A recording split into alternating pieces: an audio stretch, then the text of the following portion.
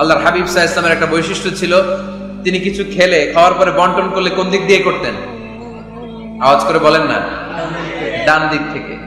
একবার তিনি দুধ খেলেন, দুধ খেয়ে বন্টন করবেন, কিন্তু ডান দিকে দাঁড়িয়েছিল একটা ছোট্ট ছেলে আর বাঁ দিকে মুরব্বী সাহাবারা।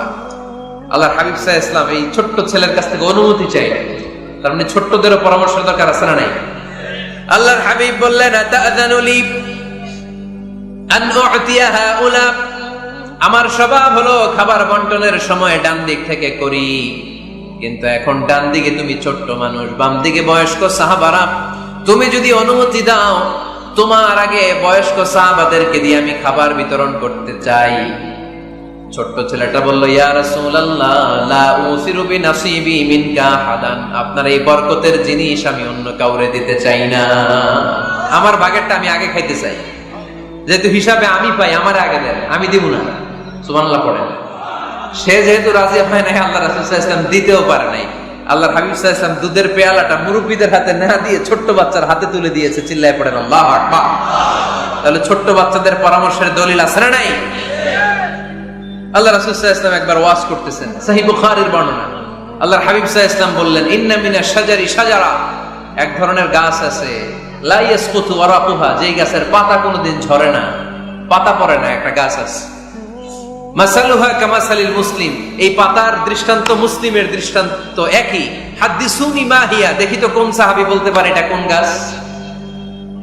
আল্লাহর হাবিব বললেন, এমন একটা গাছ আছে যেই গাছের কোনো পাতা ঝরে না। এই পাতার দৃষ্টান্ত, গাছের দৃষ্টান্ত, মুমিনের দৃষ্টান্ত একরকম। ফাহাদিসুনি মা হিয়া, কে আছো বলতে পারো এটা কোন গাছ? কেউ পারে না।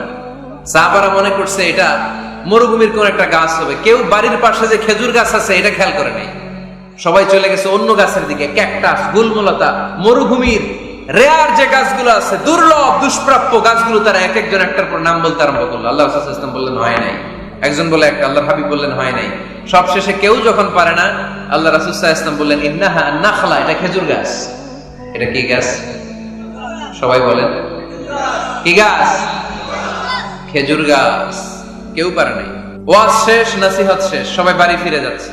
সাইয়েদনা ওমর ফারুক রাদিয়াল্লাহু তাআলা আনহু উনি ওনাকে নিয়ে যাচ্ছে। আব্দুল্লাহ ইবনে ওমর হঠাৎ করে বললেন, আব্বা, আল্লাহ রাসূল যখন জিজ্ঞেস করেছিল এটা কোন গাছ, আমি কিন্তু জানতাম এটা খেজুর গাছ, আমি কিন্তু জানতাম। ওমর ফারুক বললেন, বলো নাই কেন? আব্দুল্লাহ ইবনে ওমর বলেন, আব্বা আপনি পারেন না, আমার চাচা আবু বকর পারে না, মুরব্বী সাহাবারা কেউ পারে না, আমি মাঝখান দিয়ে কেমনে বেয়াদবি করি? সুবহানাল্লাহ বলবেন না? ওমর ফারুক বললেন, বলো কি, তুমি যদি আজকে বিশ্বনবীর সামনে উত্তরটা দিতে পারতা, আমার ছেলে উত্তর দিতে পেরেছে, এটা জেনে আমার বুকটা এত বড় হয়ে যেত। ও আব্দুল্লাহ, কেন তুমি বললে না? আজকে কেউ প্রশ্নের উত্তর করতে পারে নাই, তুমি যদি বিশ্বনবীর সামনে দাঁড়িয়ে প্রশ্নের উত্তর করতে পারতা, আমার বুকটা এত বড় হয়ে যেত। কেন বললা না? তুমি বললে আমি বড্ড খুশি হয়ে যেতাম। সুবহানাল্লাহ পড়েন। তার মানে মাঝে মাঝে জুনিয়ররা সিনিয়রদেরকেও হার মানায় দেয়, এরকম আছে না নাই? এজন্য পরামর্শ করবেন, অবশ্যই পরামর্শ করবেন। সাইয়েদনা ওমর ফারুক যখন খলিফা, তিনি মুরব্বীদের মিটিং এ একটা ছোট্ট বাচ্চাকে রাখতেন, অল্প বয়স্ক এক সাহাবী। ওই সাহাবীর নাম আব্দুল্লাহ ইবনে আব্বাস রাদিয়াল্লাহু তাআলা। মুরব্বীরা মনে কষ্ট পেলেন, কিরে এই ছেলের সমান নাতি আছে আমার ঘরে, আমার নাতি আছে, এই ছেলের সমান এই ছেলেকে কেন রাখে? ওমর ফারুক বললেন, একদিন দেখাই দিব আপনাদেরকে কেন রাখি। ওমর ফারুক একদিন সবাইকে বললেন, ইদা জাআ নাসরুল্লাহি ওয়াল ফাতহ ওয়া রাআইতান নাসা ইয়াদখুলুনা ফি দীনিল্লাহি আফওয়াজা, এটা কোন প্রেক্ষাপটে নাজিল হয়েছে আপনারা কে জানেন বলেন তো? এক সাহাবী বললে, এই সূরা দ্বারা বোঝানো হয়েছে আমাদের যখন বিজয় অর্জিত হবে তখন যেন আমরা বেশি বেশি আল্লাহর প্রশংসা করি। ওমর ফারুক বললেন, উত্তর হয় নাই। আরেক বয়স্ক সাহাবী বললেন, আমাদেরকে রব্বুল আলামিন বড় বড় শহর বিজয়ের ব্যাপারে আদেশ দিয়েছে, এই সূরা দ্বারা আমি এটা বুঝেছি। ওমর ফারুক বললেন, হয় নাই। কেউ যখন উত্তর করতে পারে না, ওমর ফারুক বললেন, ও আব্দুল্লাহ ইবনে আব্বাস, তুমি এই সূরার ব্যাপারে কি জানো? আব্দুল্লাহ ইবনে আব্বাস বলেন, হুয়া আজালু রাসূলিল্লাহ, এই সূরা দ্বারা বিশ্ব নবীর আগাম মৃত্যুকে বোঝানো হয়েছে। ইদা জাআ নাসরুল্লাহি ওয়াল ফাতহ, নবী হে যখন বিজয় আসবে, আল্লাহর পক্ষ থেকে সাহায্য আসবে, ওয়া রাআইতান নাসা ইয়াদখুলুনা ফি দীনিল্লাহি আফওয়াজা, আপনি দেখবেন দলে দলে বানের পানির মতো লোকজন কালেমার ছাতার নিচে প্রবেশ করতেছে। তো সবাই যখন কালিমা পড়ে মুসলমান হয়ে যাবে, সবাইকে মুসলমান বানানোই ছিল বিশ্বনবীর মিশন। মিশন যখন কমপ্লিট, নবী থাকার পৃথিবীতে আর দরকার নাই। এই সূরাতে আল্লাহ বুঝিয়েছেন বিশ্বনবী পৃথিবীতে আর বেশি দিন বেঁচে নাই। চিল্লায় বলেন ঠিক কিনা? ওমর ফারুক ডেকে বললেন, আব্দুল্লাহ মারহাবা, মারহাবান বিকা ইয়া আব্দুল্লাহ ইবনে আব্বাস। ও আব্দুল্লাহ ইবনে আব্বাস, মাশাআল্লাহ তাবারাকাল্লাহ। কেউ সঠিক উত্তর না দিতে পারলেও তুমি সঠিক উত্তর দিয়েছো। তুমি এই সূরার ব্যাপারে যতটুকু জানো আমিও জানি ততটুকু। পড়েন সুবহানাল্লাহ। তুমি সঠিক উত্তর দিয়েছো। এই হাদিসগুলো প্রমাণ করে মাঝে মাঝে জুনিয়ররা সিনিয়রদেরকেও হারিয়ে দেয়। চিল্লায় বলেন ঠিক কিনা? এজন্য মাঝে মাঝে বাচ্চা ছেলেদেরও পরামর্শের দরকার আছে না নাই? ঘরে সুখ নাই, শান্তি নাই, কারণ পরামর্শ করেন না তো। আব্বা আম্মার পরামর্শ নেন, স্ত্রীদের পরামর্শ নেন, ছেলে মেয়েদের পরামর্শ নেন। গুরুত্বপূর্ণ সিদ্ধান্ত নেওয়ার আগে পরামর্শ করে সিদ্ধান্তগুলো নেওয়ার দরকার আছে না নাই? পরামর্শ করে ফ্যামিলি মিটিং এ যদি আমরা সিদ্ধান্ত নেই, ওই সিদ্ধান্তে বরকত দিবে কে? আওয়াজ করে বলেন, ওই ঘরটারে বরকতময় করে কে? 8 নাম্বার হচ্ছে প্রত্যেকটা ঘরে এক একটা পারিবারিক পাঠাগার গড়া চাই, ফ্যামিলি লাইব্রেরি। যাদের ঘরে নাই তাদের ঘরে একটা পাঠাগারের দরকার আছে না নাই? একটা শোকেস বানাবেন, ওখানে ইসলামী বইগুলো রাখবেন, ইসলামী সাহিত্যগুলো রাখবেন, তাফসিরগুলো রাখবেন, হাদিসের বইগুলো রাখবেন। একটা পারিবারিক পাঠাগারের দরকার আছে না নাই? কোরআনের প্রথম আয়াত হয়েছে পড়ো। কোরআনের প্রথম আয়াত কি? আল কোরআনের প্রথম বাণী পড়ো, আল হাদিসে নবীর কথা পড়ো। আল কোরআনের প্রথম বাণী পড়ো, আল হাদিসে নবীর কথা পড়ো। পড়ে পড়ে শেখো, শিখে শিখে তুমি তোমার নিজের জীবন গড়ো। পড়েন আমিন। কোরআনের প্রথম কথা কি? ইকরা, পড়ো। কোরআনের প্রথম কথা কি? ইকরা বিসমি রাব্বিকাল্লাযী খালাক, খালাকাল ইনসানা মিন আলাক। ইকরা ওয়া রাব্বুকাল আকরাম আল্লাযী আল্লামা বিল কলম আল্লামাল ইনসানা মা লাম ইয়ালাম। পড়েন সুবহানাল্লাহ। পড়ো তোমার প্রভুর নামে যিনি তোমায় শিখিয়েছেন। Read in the name of your Lord who has created. পড়ো। পড়ার কোনো বিকল্প নাই, আপনার পড়তেই হবে। বেঁচে আছেন পড়েন, সুস্থ তো পড়েন, অসুস্থ পড়েন, মরে যাচ্ছেন তখনও পড়েন, পড়তে পড়তে মরেন। ও মিয়া, মরার সময় পড়ার দরকার আছে না নাই? মরার সময় পড়বেন লা ইলাহা ইল্লাল্লাহ মুহাম্মাদুর। এটা না পড়লে হবে? তার মানে মরার সময় পড়তে হবে। চিল্লায় বলেন ঠিক কিনা? তাহলে সুখী, সমৃদ্ধ, আলোকিত একটা পরিবার গড়ার 8 নম্বর পয়েন্ট হচ্ছে একটা ফ্যামিলি লাইব্রেরি। প্রত্যেকটা ঘরে একটা পাঠাগার থাকা চাই। আজ থেকে আমরা এই সিদ্ধান্ত যেন নেই যে আমাদের প্রত্যেকের ঘরে আমরা যেন ছোট্ট করে একটা পাঠাগার বানাই। ওখানে যেন বিভিন্ন ধরনের বই, বিভিন্ন ধরনের বইয়ের কালেকশন রাখি। বই কিনুন, বই পড়ুন, প্রিয়জনকে বই উপহার দিন। বই কিনে কেউ কোনোদিন দেউলিয়া হয় না, ঠিক কিনা? পড়তে রাজি আছেন তো? এই যে কোরআনের বঙ্গানুবাদ পাওয়া যায় না এখন, কথা বলেন। স্মার্টফোন আছে কার কার দেখি? হ্যাঁ, কারা কারা স্মার্ট দেখি? হাজার হাজার স্মার্ট, মাশাআল্লাহ। এই স্মার্টফোনের ভেতরে আল কোরআন নামে বাংলায় কোরআনের একটা অ্যাপস পাওয়া যায়। কথা বলেন, পাওয়া যায় কি যায় না? আজকে থেকে এই অ্যাপসটা ডাউনলোড করে প্রতিদিন 1 আয়াত, 2 আয়াত, 3 আয়াত করে পড়া শুরু করে দেন। বাঁচতে হলে পড়তে হবে, বাঁচতে হলে জানতে হবে, ঠিক কিনা? এই স্লোগান আমাদেরকে শিখায়। এই স্লোগান তো আল্লাহ, এই স্লোগান দিয়েই তো আল্লাহ কোরআন শুরু করছে। ইকরা বিসমি রাব্বিকাল্লাযী খালাক। বাঁচতে হলে জানতে হবে, বাঁচতে হলে পড়তে হবে, পড়ার কোনো বিকল্প নাই। আওয়াজ করে বলেন ঠিক কিনা? সুজানগরের রায়েরা, মোবাইলের অ্যাপসের ভেতরে আমরা কোরআন রাখতে রাজি আছি তো সবাই? হাদিসের অ্যাপস ডাউনলোড করতে রাজি আছি তো? বাস রাজি আছি, ডাউনলোড করে রাইখা দেবো, আর কেউ পড়বো না নাকি? হ্যাঁ, প্রতিদিন একটা আয়াত হলেও যেন আমরা পড়ি। আল্লাহ যা বলা দরকার সব বলে দিয়ে গেছে, নতুন করে আর কিছু বলবে না। আমরা যেন পড়াশোনা করি, আমরা যেন একটা পাঠাগার বানাই। আবারও কখনো আসার সুযোগ হলে আমি জিজ্ঞেস করবো, যদি আমার মনে থাকে যে আপনাদের পাঠাগার আছে কার কার ঘরে, সেদিন সবার হাত তুলতে হবে। এমনি পারা যাবে তো? আল্লাহ তুমি তৌফিক দাও। ঘরে সুখ শান্তি ফিরে আনার 9 নম্বর খুব জরুরি একটা পয়েন্ট, সেটা হচ্ছে ফ্যামিলি মেম্বারসদের মধ্যে মিউচুয়াল রেসপেক্ট লাগবে, পারস্পরিক শ্রদ্ধাবোধ। কেউ কারো দোষ খোঁজা যাবে না, কিন্তু আমরা দোষ খোঁজায় ব্যস্ত, ঠিক কিনা? ইগো ইগো ইগো আমাদেরকে শেষ করে দিল। ইগো প্রবলেম আছে না নাই? বৌমা শাশুড়ির দোষ খোঁজে, শাশুড়ি দোষ খোঁজে বৌমা। এগুলো আমাদের এলাকায়, সুজানগরে নাই। হ্যাঁ, আছে আছে আছে। ফ্যামিলিটা জাহান্নামের টুকরা হয়ে গেছে। বউ শাশুড়ি দেখতে পারে না, শাশুড়ি বউ দেখতে পারে না, আছে না নাই? এর কারণটা কি শুনি, বলেন। 3টা উত্তর নিব এখান থেকে। একজন বলেন যে বৌমা শাশুড়ির পিছনে লাইগা থাকে, আর শাশুড়ি বৌমার পিছনে লাইগা থাকে। বৌমা শাশুড়ির ছায়া দেখতে পারে না, শাশুড়ি বৌমার ছায়া দেখতে পারে না। কারণটা কি? একজন এদিকে আওয়াজ করে। আত্মসম্মানের কারণে। তার মানে ইগো ইগো প্রবলেম। এদিকে একজন। ইসলামের জ্ঞান নাই, মাশাআল্লাহ। আর এদিকে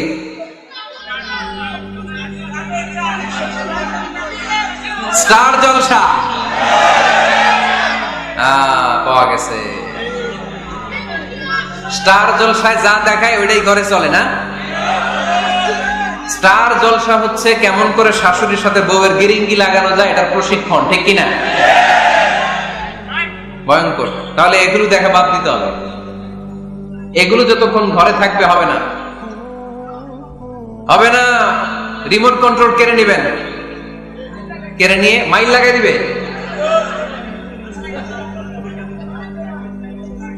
একটা ক্ষুধার্ত বাঘ 1 মাস খায় নাই, তারপরে হরিণের মাংস পাইছে। ওই বাঘের বুঝ দিলেও বাঘের কাছ থেকে হরিণের মাংস টেনে নেওয়া যায়, কিন্তু আমাদের মা বোনদের হাত থেকে হিন্দি সিরিয়ালের জন্য টিভির রিমোট কন্ট্রোল কেড়ে নেওয়া যায় না। দিবে না রিমোট কন্ট্রোল।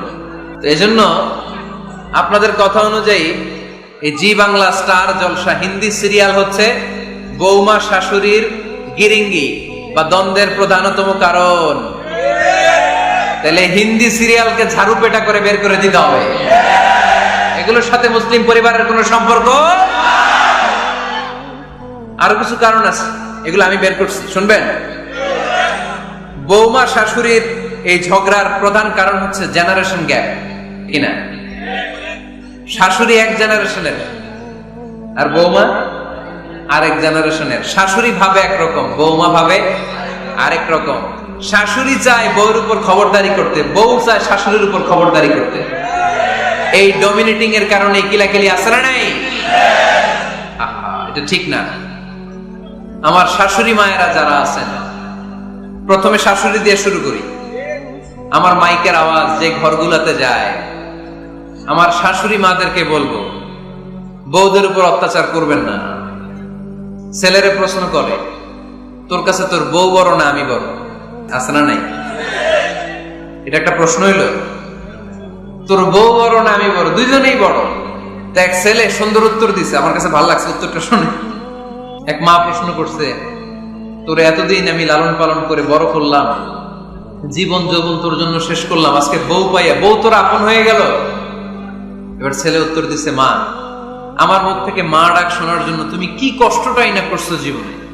10 মাস আমারে পেটে ধারণ করলা, খাইতে পারো নাই, বমি করছো, খালি ওষুধ খাইছো, তোমার পেট কেটে আমারে বের করা হয়েছে, 2 বছর আমারে দুধ খাওয়াইছো, পেশাব পায়খানা পরিষ্কার করেছো। বয়স যখন 3-4 তখন তোমার আমি মা ডাকছি। এই মা ডাকটা শোনার জন্য তুমি এত কষ্ট করছো। আর আরেকবারের মাইয়া এই ঘরে আইসাই তোমার মা ডাকা শুরু করছে। যেই মেয়েটা তোমারে মা ডাকে সে আমার আপন হবে না কেন? মা ঠিক কিনা? এই মা ডাক শোনার জন্য তুমি এত কষ্ট করলা, আমার লালন পালন করলা, 10 মাস পেটে ধরলা, পেশাব পায়খানা পরিষ্কার করলা, এরপরে মা ডাক শুনতে পারছ। আর আরেকবারের মেয়ে জানা নাই চিনা নাই এসেই তোমার ডাকা শুরু করছে মা। তো যে আমার মারে মা ডাকে তার স্থান তো আমার কলিজায়, ঠিক কিনা? শাশুড়ি আম্মারা যারা আছেন, প্লিজ বৌমাদেরকে কষ্ট দিয়েন না। অনেক শাশুড়ি আছে পান থেকে চুন খসলে রেগে যায়, পদে পদে স্ত্রীর ভুল ধরে, বউয়ের ভুল ধরে, আছে না নাই? এটা করবেন না। সে তো নতুন, আপনার অনেক এক্সপিরিয়েন্স হতে তার সময় লাগবে, তাকে সময় দিন, তাকে ভালোবাসুন, ঠিক কিনা? না বুঝে সামান্যতে বৌমারে বদদোয়া দেয়, এরকম আছে না নাই? কিন্তু বুঝতে চায় না, বৌমারে যদি বদদোয়া দেয় তাহলে তার নিজ ছেলের পরিবারের ক্ষতি, পেটে ধরা যে ছেলের পরিবারের কিন্তু ক্ষতি, তার আপন নাতি নাতনিদেরই ক্ষতি। আওয়াজ করে বলেন ঠিক কিনা? বৌমাকে বদদোয়া দিয়েন না। বৌমাকে নিজের মেয়ের মতো দেখবেন। সমাধান আমি দিচ্ছি, কেমন দেখতে হবে? নিজের মেয়ের মতো। নিজের মেয়ে সকালে ঘুম থেকে ওঠে 11টা, ওইটা সমস্যা নাই। বৌমা কেন উঠলো না, ওইখানেই ঝামেলা। আছে না নাই? মেহেরবানি করে আপনার বৌমাকে আপনার নিজের মেয়ের মতো দেখেন। নিজের মেয়েরে যেমনি আদর করেন তাকেও অমনি আদর করেন। আপনার বৌমারে যদি আপনি কষ্ট দেন, মনে রাখবেন আপনার নিজের মেয়েটাও আরেকবারের বউ হয়ে কয়েকদিন পরে যাবে। আপনি যা যা করবেন আপনার মেয়েকেও তারা ওই রকম কষ্ট দিয়ে বাড়িতে ফিরিয়ে দিবে। চিল্লায় বলেন ঠিক কিনা? খবরদার, টিট ফর ট্যাট। ইটটি মারলে পাটকেলটি খেতে হয়। এজন্য শাশুড়ি আম্মা জানারা যারা আছেন, বৌমার সাথে খারাপ আচরণ করবেন না মেহেরবানি করে। তাকে আপনি কষ্ট দিলে আপনার নিজের মেয়েটাও আরেক বাড়ির বৌমা হবে, সেও ওই বাড়িতে এই কষ্টগুলো ভোগ করবে। এগুলো যখন আপনি শুনবেন তখন আপনার চোখ দিয়ে পানি পড়বে কি পড়বে না? পড়বে। এবার আসেন বৌমার কথা বলি। বৌমা যারা আছেন মেহেরবানি করে, বৌমা যারা আছেন মেহেরবানি করে আপনার শাশুড়ি আম্মাকে নিজের মায়ের জায়গায় রাখবেন। আপনার বাড়ি ছেড়ে নতুন বাড়িতে আসছেন, তো এটাই তো আপনার বাড়ি। আপনার মা রেখে দিয়ে নতুন মা পাইছেন, এটাই তো আপনার মা। তো ওনাকে মায়ের জায়গায় বসাতে আপনার সমস্যাটা কোথায়? বৌমারা খেয়াল রাখবেন, আপনি আপনার শাশুড়ির সাথে যে আচরণটা করতেছেন, আপনার শেষ বয়সে আপনার ছেলের বিয়ে দেওয়ার পরে যে বৌমাটা আসবে, ওই আচরণই আপনাকে ফিরিয়ে দিবে। The nature has its own return. প্রকৃতির একটা মাইর আছে, এটা শেষ মাইর, এটা শেষ খেলা। প্রকৃতির খেলা বড় খেলা। আপনি আপনার শাশুড়ির সাথে যে আচরণ করবেন, আপনার শেষ বয়সে আপনি একদিন শাশুড়ি হবেন, এটা মাথায় রাখবেন। ওই আচরণই আপনি ফিরে পাবেন। আওয়াজ করে বলতে হবে ঠিক কিনা? এজন্য 9 নাম্বার পয়েন্টস হচ্ছে মিউচুয়াল রেসপেক্ট। সবাই যেন সবাইকে ভালোবাসি। দোষ ছাড়া মানুষ নাই, সবার দোষ আছে। আমরা যেন একে অন্যের দোষ না খুঁজি। বৌমারা, আপনাদের কেন যদি আমার মাইকের আওয়াজ যায়, অল্প কিছু টেকনিক অবলম্বন করলে আপনি আপনার শাশুড়ির মন জয় করতে পারবেন। শাশুড়িরা আসলে বেশি কিছু চায় না। আগের জামানার মানুষ তো, এদেরকে ওইভাবে হাত করতে হবে। মাঝে মাঝে একটু শাশুড়ির মাথায় তেল দিয়ে দিন, চুলে তেল দিয়ে দিবেন আপনি, মাঝে মাঝে চুল আসতে দিবেন। এগুলো কিন্তু খুব পছন্দ করে শাশুড়িরা। ওনার প্রেশারটা একটু মেপে দিবেন। ডায়াবেটিক্সের ওষুধটা খাইলো কিনা সময় মতো খোঁজ নিবেন। কি পছন্দ করে খেতে একটু রান্না করে দিবেন। যেই বক্তার ওয়াজ শুনতে পছন্দ করে, ওই বক্তার ওয়াজগুলো ডাউনলোড করে শাশুড়ি আম্মাকে দিবেন। ইসলামী বই দিবেন। দেখবেন বয়স্ক নারীরা মাহফিল যেতে খুব পছন্দ করে, ওয়াজ শুনতে খুব পছন্দ করে, নবীদের কাহিনীগুলো শুনতে পছন্দ করে। বসায় বসায় একটু কাহিনীগুলো শোনাবেন। বাইরে বেরোলে জিজ্ঞেস করেন, আম্মা আপনার কিছু লাগবে কিনা। আর একটা টিপস আছে, চুল যখন আশ্রাবেন আর শাশুড়ির মাথা যখন তেল দিয়ে দিবেন, তখন অতীতের কথা জিজ্ঞেস করেন। দেখবেন অতীতের স্মৃতিতে হারিয়ে গিয়েছে আপনার শাশুড়ি। কে জিজ্ঞেস করবেন জানেন? জিজ্ঞেস করবেন, আম্মা জান, মুক্তিযুদ্ধের সময় আপনার বয়স কত ছিল? ওই সময় মুক্তিযুদ্ধের সময় আপনাদের এলাকায় কি কি হয়েছিল মা? আরেকটা প্রশ্ন করবেন, মা বিয়ের সময় আপনি কেমন ছিলেন? ওই দিন দেখবেন বুড়ি আর বুড়ি নাই, জুয়ান হয়ে গেছে। ওই দিন বলবে, মা আমি অনেক সুন্দরী ছিলাম, আমার মাথায় অনেক চুল ছিল, আজকে নাই। আমগো গ্রামে আমার সাথে সুন্দরী মাইয়া ছিল না। অতীতের স্মৃতিতে, স্মৃতি হাতড়াতে হাতড়াতে তিনি হারিয়ে যাবেন। জিজ্ঞেস করবেন যে, মা শীতকালে আপনাদের দেশে কি পিঠা বানাতেন আপনি যখন ছোট ছিলেন? আপনার বাপ চাচারা কি করতো? এগুলো জিজ্ঞেস করলে উনি স্মৃতির পাতা হাতড়াতে হাতড়াতে চোখ দিয়ে দাঁড় দাঁড় করে ওনার পানি ঝরতে শুরু করবে। আপনার জায়গায়, ওনার হৃদয়ের মনি কোঠায় এমন জায়গায় পৌঁছবে, আপনার ছাড়া উনি কিছুই বুঝবে না। বৌমারা, এই অল্প কিছু টিপস অবলম্বন করে আপনারা আপনাদের শাশুড়ির মনকে জয় করতে পারেন। শাশুড়ি বৌমার দ্বন্দ্ব আমরা চাই না। আমরা চাই শাশুড়ি বৌমাকে নিজের মেয়ের মতো জানা, আর বৌমা শাশুড়িকে আপন মায়ের মতো ভালোবাসুক, ঠিক কিনা? এই মিউচুয়াল রেসপেক্টই পারে শাশুড়ি বৌমার দ্বন্দ্বকে দূর করতে, আর ঘরটারে শান্তির টুকরা বানাতে। আওয়াজ করে বলেন ঠিক কিনা? কয়টা গেল? আর আছে কয়টা? দোয়া করবেন একে অপরের জন্য দোয়া। সাইয়েদনা ইব্রাহিম ফ্যামিলির জন্য দোয়া করতেন, রব্বি জাআলনি মুকিমাস সালাতি ওয়া মিন যুররিয়াতি রব্বানা ওয়া তাকাব্বাল দুআ। ও আল্লাহ, আপনি আমার নামাজ কায়েমকারী বানান, আমার কলিজার টুকরা সন্তান ইসমাইলকেও নামাজ কায়েমকারী বানান, আমার দোয়াটা আপনার দরবারে আপনি কবুল করে নেন। সুবহানাল্লাহ পড়েন। রব্বানা ইন্নী আসকানতু মিন যুররিয়াতি বিওয়াদিন গায়রি যী যারইন ইনদা বাইতিকাল মুহাররাম। ও আল্লাহ, আমার সন্তান সন্ততি, আমার ফ্যামিলিকে ধুধু মরুপ্রান্তর এই উপত্যকার মধ্যে তোমার কাবা ঘরের সামনে রেখে গেলাম, তাদেরকে তুমি নামাজ কায়েমকারী বানিয়ে দিও।